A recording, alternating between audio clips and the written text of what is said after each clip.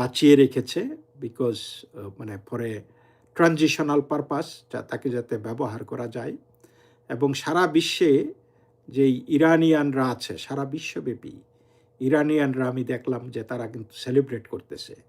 They are not mourning, তারা celebrating. Even ইরানের মধ্যেও যে ইরান থেকে যেই ছবি টবি আসছে, সেইখানেও কিন্তু আমরা দেখতে পাচ্ছি যে ইরানের তরুণীরা বিশেষ করে তারা কিন্তু হিজাব ছেড়ে দিয়ে এখন চুল খোলা উন্মুক্তভাবে চলাফেরা করতেছে। যদিও এখনও আতঙ্কের বিষয়টা রয়ে গেছে, কারণ regime is still running the Iran.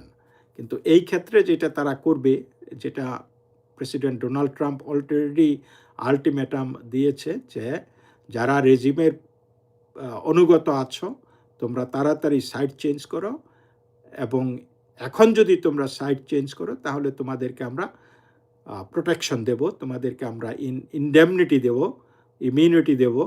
কিন্তু এরপরে টু লেট হয়ে গেলে কিন্তু it will B a certain death, তখন তোমাদের কোনো